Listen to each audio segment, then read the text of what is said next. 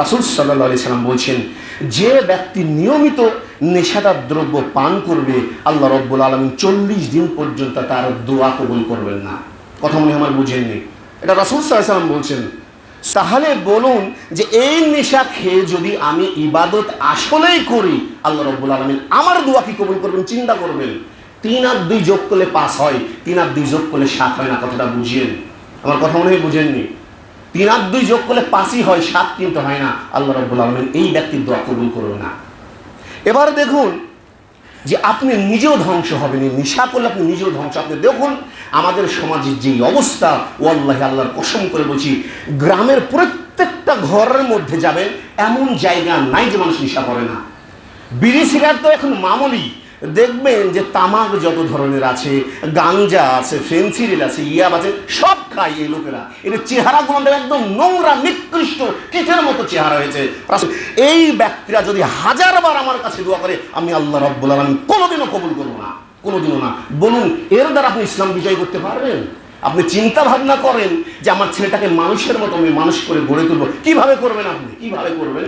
আপনি প্রত্যেকটা দিন নেশাদার দ্রব্য খান, প্রত্যেকটা দিনের জন্য। যখন আপনি নেশাদার দ্রব্য খান, ওই বাচ্চাটা রোজ দেখে আমার বাবা খায়।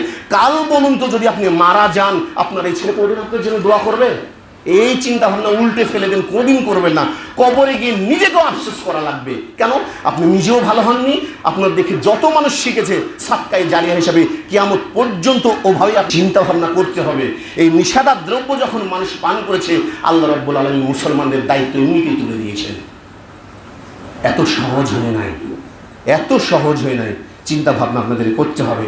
নেশাদার দ্রব্য যখন আপনি পান করবেন, দেখবেন আপনার কথা মানুষ কানও তুলবে না, এতটুক তুলবে না। আপনি দুনিয়ার বুকে অপমানিত হবেন, ছেলেটাকে নষ্ট করে দেবেন।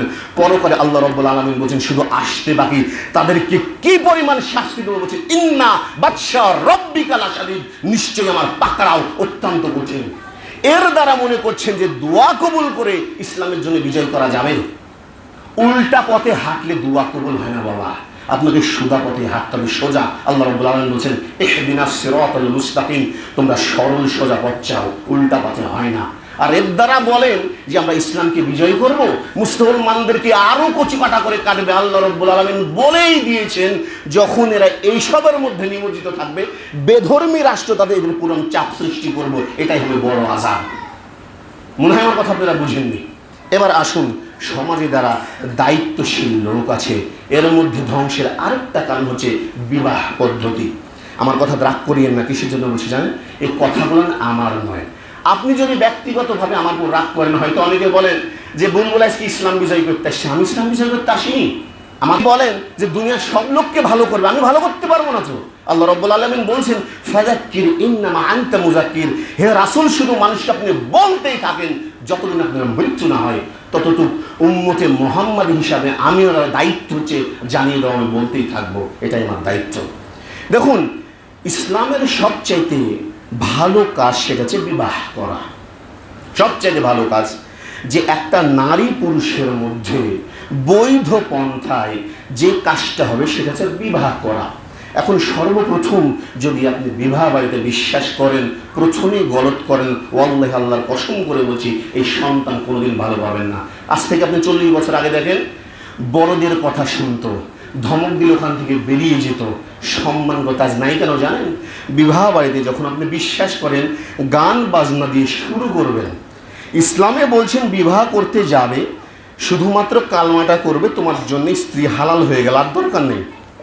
এখন আপনি যদি মনে করেন এঙ্গেজমেন্টের নামে আমার কন্যাটার বিবাহ হয়ে গেছে, অথবা একটা আংটি দিয়েছে ওটাই এঙ্গেজমেন্ট হয়ে গেছে, বিবাহ চলছে, কোনো দিনও যদি ওই বিবাহে ভালো ফল আসে, যত সন্তান জন্ম নেবে সম্পূর্ণ হারামের উপর সন্তান আসবে, একটা ভালো আসবে না। ওই বড় নাচে কোনেও নাচে, বিবাহ বাড়িতে যখন যাবেন যেই কয়টা দেখবেন মেয়ে এসেছে সব মনে করবেন যে কোনে সেজে যেতে, আর যত পুরুষ যাবে সম্পূর্ণ বর সেজে যাবে। বলুন এখান থেকে আপনি ভালো ছেলে পাবেন? আর যখন দোয়া করেন সন্তান কথা শুনে না, তখন বলেন যে আমার সন্তান কেন কথা শুনে না? আরে বাবা, আপনি তো গোড়াতেই গলত করে বসে আছেন। আপনার বয়স কতখানি হয়েছে? ইসলামের একটা কাজেও নাই। বড় বড় দাড়ি রেখেছে, টুপি রেখেছে, বিড়ি সিগারেট আজ পর্যন্ত মুখ থেকে পড়েনি। ও হারাম খাদ্য নিয়ে ব্যস্ত, ও ছেলেদেরকে ভালো করবে চিন্তা ভাবনা করে। এর লজ্জা নেই, শরম কিচ্ছু নাই, বিশ্বাস কিচ্ছু নাই। ইসলাম এদেরকে সমর্থন দেওয়া হয়নি তো, এই কথা আমার নয়। রাসূল সাল্লাল্লাহু আলাইহি ওয়াসাল্লাম বক্তব্য দিন কেমন হতো জানেন? সাহাবীরা বলছেন যে রাসূল সাল্লাল্লাহু আলাইহি ওয়াসাল্লাম যখন কোনো বিষয়ে বলতেন তার চোখগুলো লাল হয়ে যেত, কণ্ঠস্বর উঁচু হয়ে যেত, মনে বলছে সেনাবাহিনীকে সে প্রস্তুত করছে যুদ্ধের জন্য, এখানে যাও ওখানে যাও। এ কথা আমি বলিনি। চিন্তা ভাবনা করিয়েন, আপনি উল্টা পথে হাঁটেন আর বলেন যে আমার দ্বারা ইসলাম বিজয় হবে, মুসলিমরা আরো মার খাবে, আরো অবস্থা এত করুণ হয়ে যাবে, কোণঠাসা করে জবাই করবে, আপনার সামনে আপনার স্ত্রীকে ধর্ষণ করবে, আপনার সামনে আপনার মেয়েকে ধর্ষণ করবে।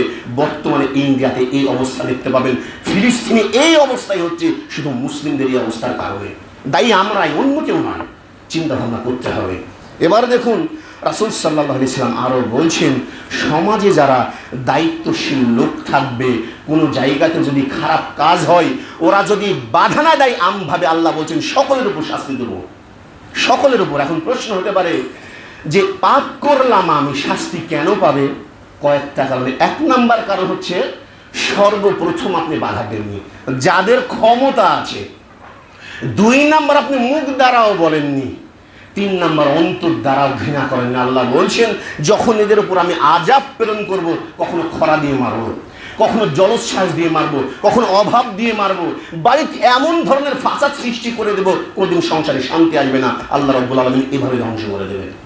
আর বলছেন সমাজে যারা দায়িত্বশীল লোক, কিয়ামতের দিন এমন ভাবে ধরা হবে, বলছে এদেরকে আল্লাহ রাব্বুল আলামিন হেসরাতে হেসরাতে টানতে টানতে একদম জাহান্নামের মধ্যে নিক্ষেপ করবে। তোকে কেন আমি দায়িত্বটা দিয়েছিলাম, তুই তো বাধা দিসনি। এখন আপনি যদি বলেন, পাশের একজন যদি নেশা করে, যে ভাই তুমি নেশা করো কেন? ও যা করছে করুক, বাধা দেবো কেন? খাত 100 টাকা দিয়ে খাক। এটা ইসলাম বলেনি, এটা ইসলাম বলেছে তোমার সামর্থ্য আছে, তোমাকে বাধা দিতে হবে। ইসলামের এটাই নিয়ম। যদি না পারো মুখ দিয়ে বলো, যদি না পারো তাহলে ঘৃণা করো, যে ওর সাথে কথাই চলবে না তোমার। আল্লাহ রাব্বুল আলামিন এসব দ্বারা কোনোদিন ইসলামের বিজয় দেবেন না। আল্লাহ রাব্বুল আলামিন আরো কেটে নেবেন, মানে ইসলাম থেকে একদম শেষ করে দিয়ে বেধর্মী দ্বারা শাস্তি দেবেন। আল্লাহ রাব্বুল আলামিন বিজয় দান করবেন না। এটা আল্লাহ রাব্বুল আলামিনের ওয়াদা। এবার দেখুন আরেকটা বিষয় আল্লাহ রাব্বুল আলামিন আবার বলছেন যে মানুষের মধ্যে আর সবচেয়ে ভয়াবহ শাস্তি আসবে। এর মধ্যে এক নম্বর হচ্ছে বিবাহিত মানুষ যদি জেনা কাজের মধ্যে লিপ্ত থাকে। আল্লাহ রাব্বুল আলামিন পবিত্র কোরআনে সূরা ইসরার মধ্যে বলেছেন, ওয়ালা তাকরাবুজ জিনা, জিনার ধারের কাছেও যাবে না। সে জিনার ধারের কাছেও যাবে না। জিনা তো করার দূরের কথা। রাসূল সাল্লাল্লাহু আলাইহি সাল্লাম বলছেন, কোনো বিবাহিত মানুষ যদি জিনা কাজের মধ্যে লিপ্ত হয়, ওর বেঁচে থাকার কোনো অধিকার নেই, একদম দিয়ে হত্যা করে ফেলতে হবে। এতদূর পর্যন্ত, কোমর পর্যন্ত, বুক পর্যন্ত পরে পাথর দ্বারা, ছোট নয় খুব বড় নয়, মাঝারি পাথর দ্বারা একদম রাজম করে ফেলতে হবে, ওর বেঁচে থাকার অধিকার নাই। বলছে এই লোকেরা যখন রাস্তা দিয়ে হাঁটবে, রাস্তার বরকত কমে যাবে। জমির উপর দিয়ে যখন হাঁটবে, জমির ফসল কমে যাবে। যেই পাশ দিয়ে যাবে আযাব তার পিছন পিছন দৌড়াবে। এই লোকের বেঁচে থাকার কোনো অধিকার নাই। কথা মনে হয় আমার বুঝেননি?